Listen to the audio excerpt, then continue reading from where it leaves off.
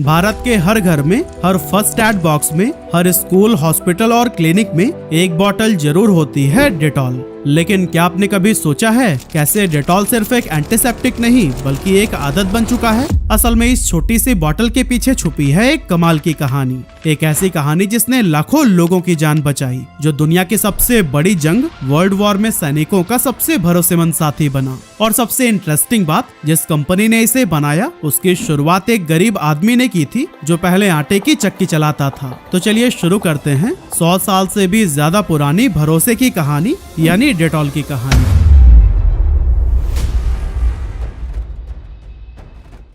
तो दोस्तों, story start होती है साल 1840 से, जब इंग्लैंड के एक छोटे से शहर में आइजैक रैकेट ने बड़ी उम्मीदों के साथ एक फ्लोर मिल यानी आटा चक्की की शुरुआत की। लेकिन काफी कोशिशों के बावजूद मुनाफा न के बराबर था और हालात दिन व दिन मुश्किल होते जा रहे थे। पर फिर भी आइजैक ने हार नहीं मानी और वह लगातार मेहनत करते रहे। उसी दौरान उन्हें रियलाइज हुआ कि ज्यादातर लोगों के बीच हाइजीन और साफ सफाई को लेकर कोई अवेयरनेस नहीं है। ऐसे में उन्होंने सोचा कि क्यों ना कुछ ऐसा बनाया जाए जिससे साफ सफाई भी आसान हो जाए और लोगों को इसकी इम्पोर्टेंस भी पता चले। इसी विजन के साथ उन्होंने रैकेट एंड सन्स नाम की एक कंपनी बनाई, जहां वह स्टार्च, नील और घर में यूज होने वाले कई तरह के क्लीनर्स बनाने लगे। इन प्रोडक्ट्स की क्वालिटी इतनी कमाल की थी कि जल्द ही इसने लोगों के घरों में जगह बनाना शुरू कर दिया। 1880s तक इंग्लैंड में रैकेट का नाम हर घर तक पहुंच चुका था। लोग इन प्रोडक्ट्स को सिर्फ साफ सफाई का सामान नहीं बल्कि अपने घर की सेहत का हिस्सा मानने लगे थे। सब कुछ सही चल रहा था, कंपनी भी ग्रो कर रही थी, लेकिन असली गेम चेंजर आया 1929 में, जब एक साइंटिस्ट डॉक्टर विलियम रेनॉल्ड्स ने रैकेट कंपनी को ज्वाइन किया। असल में उस समय मेडिकल दुनिया की सोच कुछ और ही थी। लोग मानते थे कि बीमारियां सिर्फ शरीर के अंदर की गड़बड़ियों से होती है, जैसे कि डाइजेशन या फिर इंटरनल वीकनेस। इसीलिए ज्यादातर डॉक्टर्स बीमारियों को ट्रीट करने में लगे रहते थे, न कि प्रिवेंट करने में। लेकिन डॉक्टर रेनॉल्ड्स का मानना बिल्कुल अलग था। वो कहते थे कि बीमारियां बाहरी इन्फेक्शन से भी आती हैं।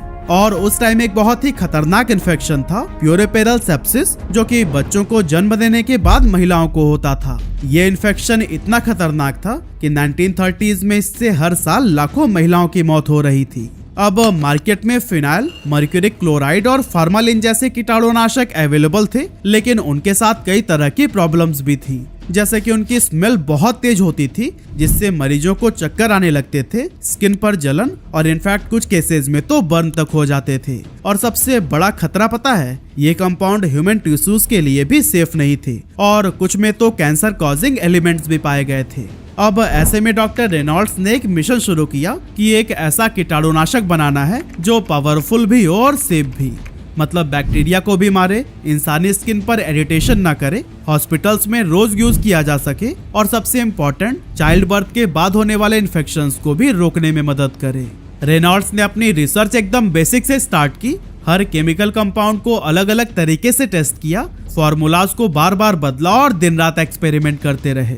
और फिर कई महीनों की मेहनत और सैकड़ों एक्सपेरिमेंट्स के बाद आखिरकार उन्होंने वो एंटीसेप्टिक लिक्विड बना ही लिया जो कि ऊपर डिस्कस किए गए सभी प्रॉब्लम्स का सलूशन लेकर आया। और फिर रैकेट ने इसी पावरफुल फार्मूला को ही नाम दिया डेटॉल।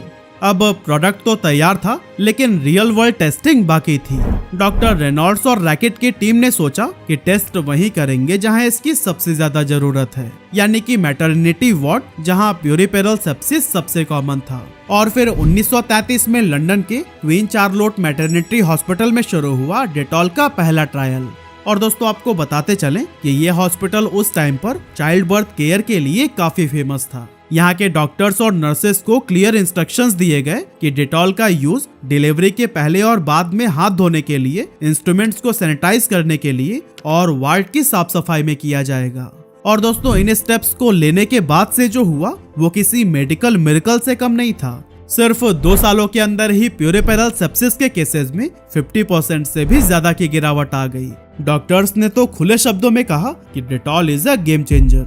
अब शुरुआत में डेटॉल सिर्फ फार्मेसीज में ही मिलता था, मतलब बिना डॉक्टर के प्रेस्क्रिप्शन के इसे कोई नहीं खरीद सकता था। लेकिन जब ये साइंटिफिकली प्रूव हो गया कि डेटॉल ना सिर्फ इफेक्टिव है बल्कि सेफ भी है, तो फिर रैकेट ने एक बड़ा डिसीजन लिया और डेटॉल को आम लोगों के लिए भी ओपन कर दिया गया, जिससे कि यह मेडिकल, सुपरमार्केट्स और जनरल स्टोर्स पर भी मिलने लगा। और फिर 1930 से 1940 के बीच यह bottle Australia, New Zealand, south Africa, Canada और साउथ अमेरिका जैसे देशों में भी यूज किया जाने लगा। इसी बीच 1936 में डेटॉल इंडिया भी पहुंचा था, लेकिन यहाँ का सफर आसान बिल्कुल भी नहीं था, क्योंकि उस दौर में यहाँ हाइजीन को लेकर अवेयरनेस ऑलमोस्ट जीरो थी और लोग जख्मों पर नीम की पत्तियां, हल्दी या फिर घर के पुराने नुस्खे लगाना ही ज्यादा भरोसेमंद मानते थे। डेटॉल को लोग अंग्रेजों की दवा कहते थे और सोचते थे कि पानी के जैसा दिखने वाला ये लिक्विड आखिर क्या ही काम करेगा। उस समय तो हालत ये थी कि ज्यादातर गाँव में ना तो डॉक्टर्स थे, ना प्रॉपर हॉस्पिटल्स, और जो डॉक्टर्स थे भी वो किसी नए प्रोडक्ट को अपनाने में काफी हिचकिचाते थे। ऊपर से डेटॉल इंपोर्टेड प्रोडक्ट था, यानी कॉस्ट भी लोकल एंटीसेप्टिक से कहीं ज्यादा। और तो और चाइल्ड बर्थ केयर भी अक्सर लोकल दाइयों के हाथ से होती थी, जो डेटॉल जैसे एंटीसेप्टिक को बिल्कुल भी जरूरी नहीं मानती थी। लेकिन फिर भी रैकेट पीछे नहीं हटा। कंपनी ने धीरे धीरे एजुकेशनल कैंपेन्स, हॉस्पिटल्स और डॉक्टर्स के जरिए लोगों को समझाना शुरू किया। लेकिन तभी इसी बीच आया 1939 और शुरू हो गया वर्ल्ड वॉर 2। युद्ध के मैदान पर सैनिक घायल तो गोलियों से ही होते थे, लेकिन उनकी डेथ होती थी ज्यादातर इन्फेक्शन से। और दोस्तों यहीं पर फ्रंट लाइन वॉरियर बनकर सामने आया डेटॉल। वो लिक्विड जो कभी अंग्रेजों की महंगी दवा कहलाता था, अब बन चुका था जिंदगी बचाने का हथियार। वर्ल्ड वॉर के दौरान डेटॉल की परफॉर्मेंस इतनी असरदार रही थी कि ब्रिटिश गवर्नमेंट ने इसे ऑफिशियली एसेंशियल सप्लाई घोषित कर दिया था। मतलब कि अब डेटॉल हर सोल्जर की मेडिकल किट और हर वॉर हॉस्पिटल का एक जरूरी हिस्सा बन गया था। जैसे जैसे वॉर तेज हो रहा था, डेटॉल की डिमांड भी लगातार बढ़ रही थी। लेकिन यहाँ पर एक बहुत बड़ा खतरा भी आ गया था कि बॉम्बिंग अटैक्स की वजह से रैकेट की फैक्ट्री कभी भी डैमेज हो सकती थी। और दोस्तों अनफॉर्चुनेटली अगर ऐसा हो जाता तो फिर पूरी सप्लाई चेन ही रुक जाती। ऐसे में कंपनी ने लिया एक बोल्ड डिसीजन, पूरी मैन्युफैक्चरिंग यूनिट को ही रिलोकेट कर दिया एक सेफ जोन में, ताकि चाहे कुछ भी हो जाए डेटॉल का प्रोडक्शन बिना किसी रुकावट के चलता रहे।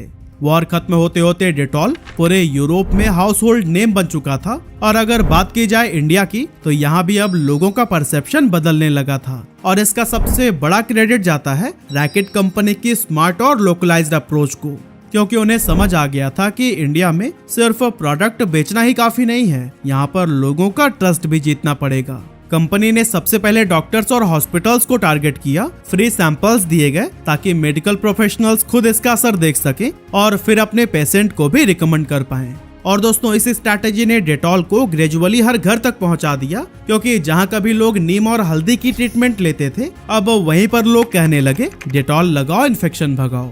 वर्ल्ड वॉर के बाद जिस तरह से इंडिया में डेटॉल की डिमांड बढ़ रही थी, उसे देखते हुए रैकेट ने एक बड़ा स्टेप लिया और 1945 में भारत में डेटॉल की पहली फैक्ट्री खोल दी गई।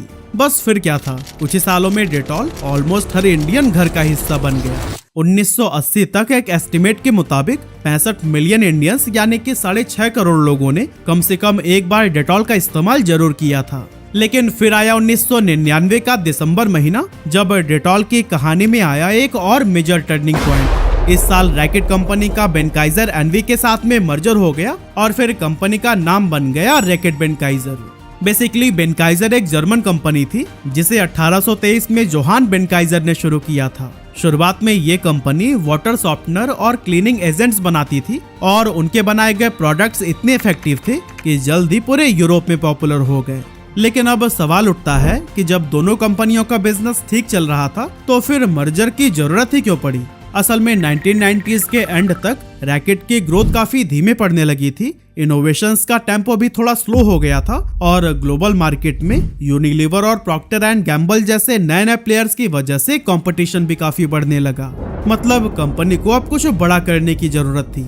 दूसरी तरफ बेनकाइजर थी एक साइंस ड्रिवन और एग्रेसिव कंपनी जिसके पास थे वेनिस, वीट और ड्यूरेक्स जैसे फास्ट ग्रोइंग और मॉडर्न प्रोडक्ट्स। लेकिन प्रॉब्लम ये थी कि बेनकाइजर के पास वो डीप डिस्ट्रीब्यूशन नेटवर्क नहीं था जो कि रैकेट के पास में था। यानी कि एक के पास जबरदस्त प्रोडक्ट्स तो दूसरे के पास बढ़िया नेटवर्क और पुराना भरोसा। इसी सोच के साथ दोनों कंपनीज ने एक साथ मिलकर काम करने का फैसला लिया।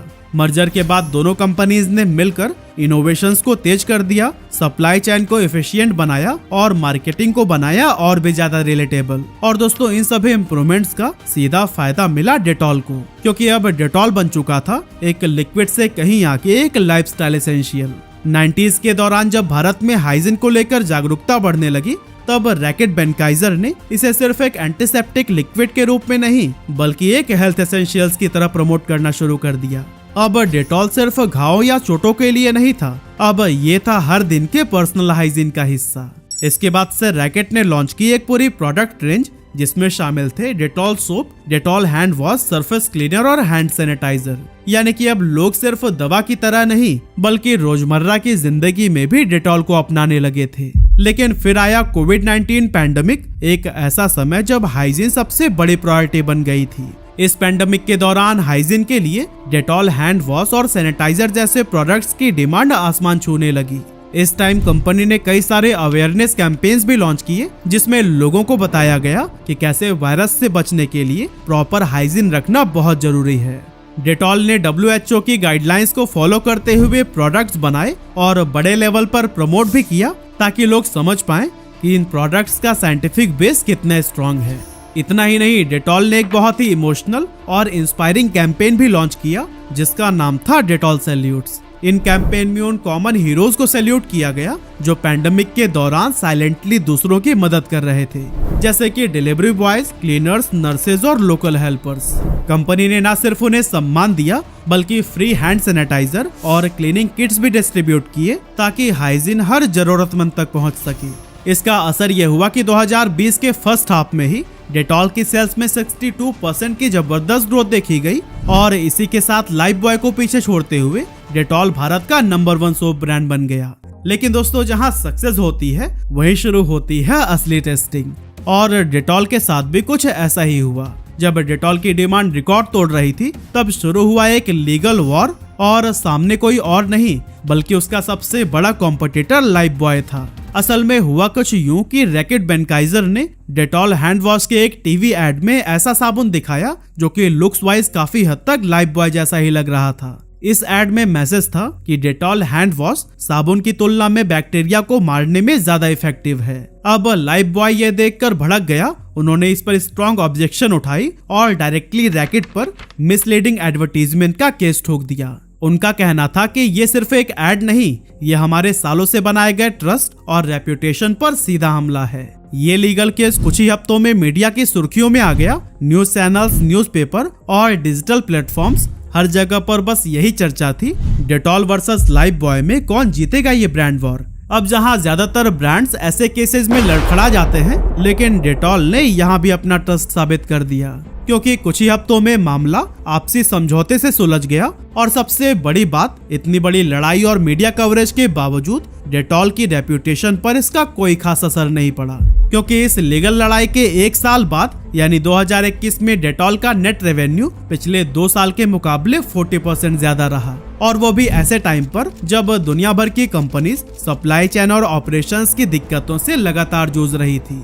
अब अगर आज की बात करें तो एंटीसेप्टिक लिक्विड सेगमेंट में डेटॉल का दबदबा इतना जबरदस्त है कि इसने लगभग 85% मार्केट शेयर पर कब्जा कर रखा है। वहीं लिक्विड हैंड वॉश कैटेगरी में भी डेटॉल भारत का सबसे बड़ा ब्रांड बना हुआ है, जहां इसका मार्केट शेयर करीब 60% है। इसके अलावा डेटॉल बार सोप कैटेगरी में न सिर्फ इंडिया का नंबर 1 सोप ब्रांड है, बल्कि यूएई, सऊदी अरबिया और मलेशिया जैसे कई सारे देशों में भी ये नंबर 1 की पोजीशन होल्ड करता है। और दोस्तों, डेटॉल की इस मजबूत ग्लोबल प्रेजेंस और दमदार ग्रोथ के पीछे रैकेट बेनकाइजर की जबरदस्त स्ट्रैटेजीज हैं। जैसे डेटॉल ने खुद को हमेशा सेफ्टी, हाइजीन और ट्रस्ट से जोड़ कर रखा। उनकी आइकॉनिक टैगलाइन डेटॉल का धुला सिर्फ एक लाइन नहीं बल्कि एक हैबिट बन गई। एड्स में माँ बच्चों का इमोशनल बॉन्ड दिखाकर डेटॉल ने साफ सफाई को डेली लाइफ का हिस्सा बना दिया। और सबसे बड़ा कदम, पीएम मोदी के स्वच्छ भारत अभियान से पार्टनरशिप कर रूरल इंडिया में हाइजीन अवेयरनेस को भी प्रमोट किया गया। पोस्टर्स, वर्कशॉप, मोबाइल वैन्स और हेल्थ केयर कैंपेन्स के जरिए डेटॉल गांव-गांव तक साफ सफाई का मैसेंजर बन गया। इससे न सिर्फ लोगों का भरोसा बढ़ा बल्कि डेटॉल को मिली एक अलग पहचान, एक जिम्मेदार और सोशली अवेयर ब्रांड की। डेटॉल ने हमें सिखाया, अगर ब्रांड सिर्फ प्रोडक्ट न बनकर एक इमोशन, एक आदत और एक इम्पैक्ट बन जाए तो वो मार्केट नहीं बल्कि दिलों पर राज करता है।